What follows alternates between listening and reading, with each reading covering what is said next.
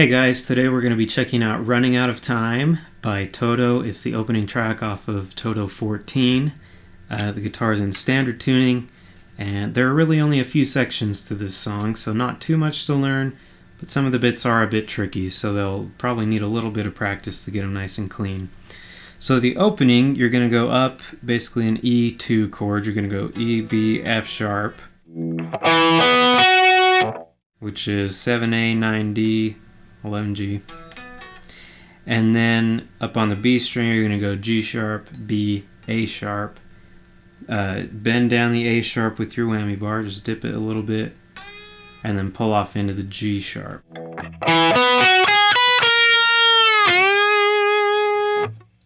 Now this next run can be a little bit tricky. The way that Luke plays it live, you're going to start with your pinky on the G sharp, and you're going to go G sharp, F sharp, E, F sharp. So G sharp and F sharp are on the B string, E is on the G. From there, you kind of roll your middle finger down to that D on the G string.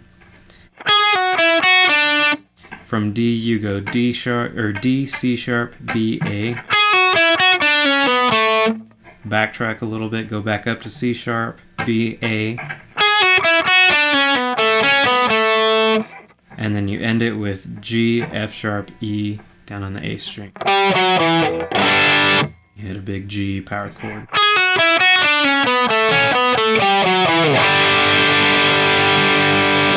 Now this next little bit, you're going to kind of climb up the A string, and you're going to basically hit a note on the A string, pull off to the A string, and then a palm muted open E. So that's B, C sharp, D. The last one is E, and you're going to do just the E and the pull off to the A, so no palm muted E. And then the ending is D, C sharp on the A string, and then A, open E on the low E string. From there, you're just going to chug some 16th notes on the open E. When he plays it live, he kind of accents the 2 and the 4 with the snare drum. And then, of course, that repeats one more time, exactly the same for the intro. Coming out of that into the verse, what you're going to do is we're basically playing octaves. C sharp, D, and E, and there's a little bit of sliding, and there's a little bit of bending with the whammy bar. So what you're going to do, and there's a rhythm that's pretty consistent throughout, and that is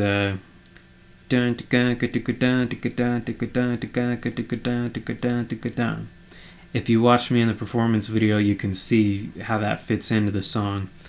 But what we're going to do is slide from that C sharp up to D and play that rhythm, and that happens twice.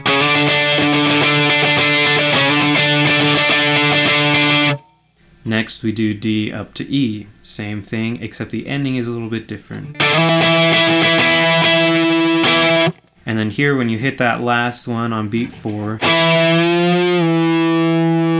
you bend up with the just with your wrist on the actual plate of the whammy bar. It's no different from just like bending the string. Just a little bit easier when you're playing shapes like octaves. So that part is.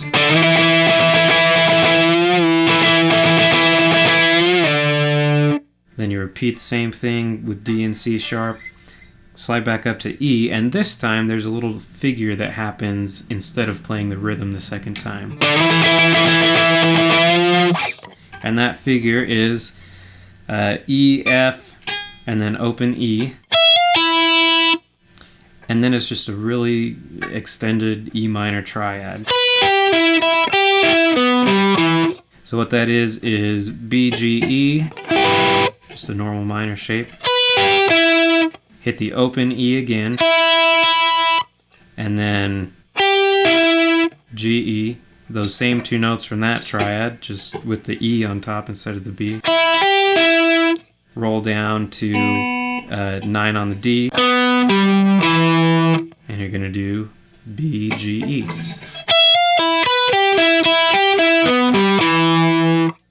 From there, you go and repeat the verse exactly the same, the C sharp to D and then D to E.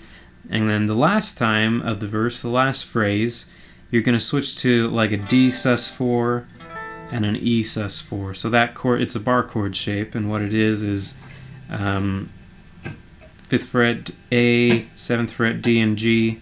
Do those with your ring finger. And then 8th fret on the B string. And when I play this, I think it sounds better to leave the root out and mute the rest of the strings, so you're just playing your D, G, and B strings. And then you slide that shape up for the E. The rhythm changes a little bit here, so it's just like a dotted eighth pattern. Like this.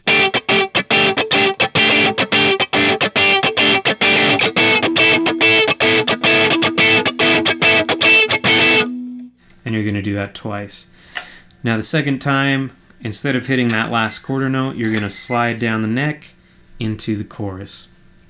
Chorus is pretty straightforward. It's just power chords, 2-note chords, and you're going to do a C power chord, E, D, and then to a G over B, which is 2nd fret A, 5th fret D. It's like having a G major chord, but with the B in the bass note. And then the ending is going to be E, D, D, C.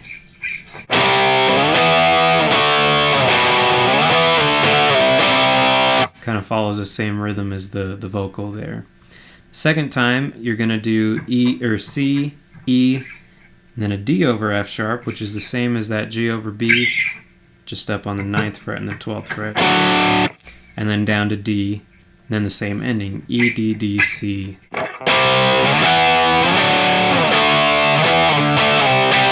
You repeat the first one again. And then to end it, you're just going to go 3, 2, open, C, B, A on your A string, and then 3 on your low E, and then hit an F major chord.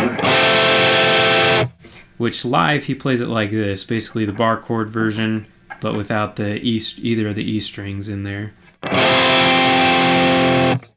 On the record, it sounds like there's something like a lower F down there. It might be taken by the keyboards, though. I'm not sure. So.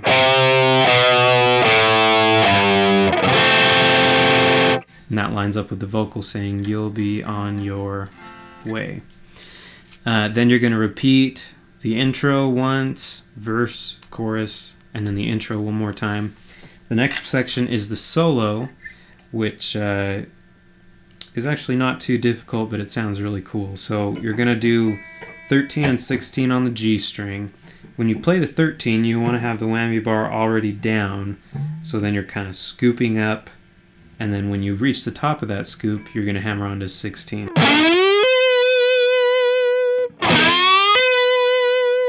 Do the same thing 2 frets down. Now the next section, you're going to dip just a tiny bit into this G, and then you're going to go G, F sharp, E, D, and then scoop a little bit into F sharp, and you're going to go F sharp, E, D, and then scoop a little bit into this C sharp here, 6th fret, and then while you're holding that, hit the E on the B string.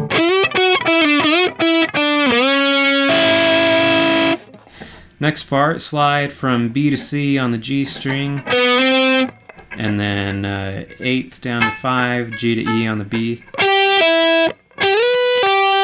Slide up 12, pull off to 8, so it's a big E minor thing. Next, you're going to do A, G, F sharp, and kind of scoop into the F sharp a little bit.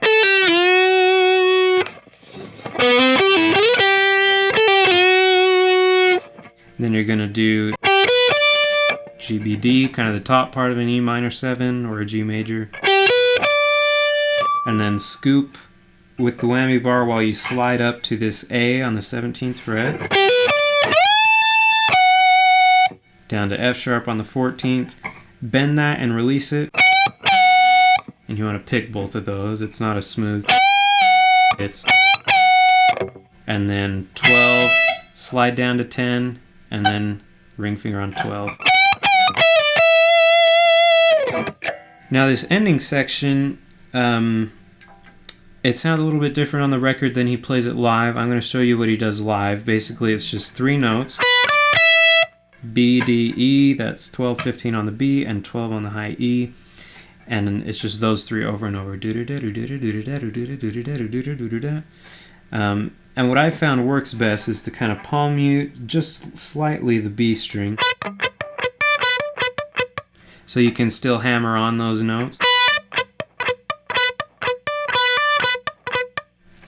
And then your pointer finger isn't actually going to press down that 12th fret E. You're going to rest it just behind the 12th fret, so it kind of mutes itself, but it's the harmonic instead of the actual note. So then you get...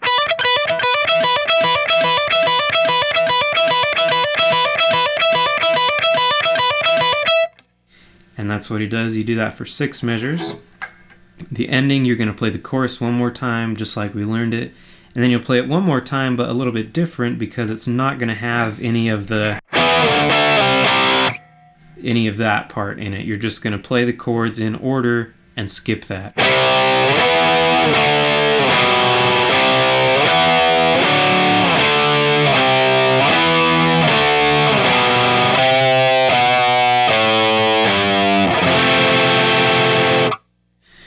And that is the whole song. That rhythm just follows the vocal. Again, they're not saying any of the "boy, you running out of time," so you don't have to do the... You're just doing all of the first section of each of those. And you've got that. You end the same way as the other choruses, with the "you'll be on your way" with the vocal. And that's the end of the song. Hey guys, thanks for checking out this video. Please make sure you like, comment, and subscribe to my channel. And I will keep putting out the content that you guys ask me to do.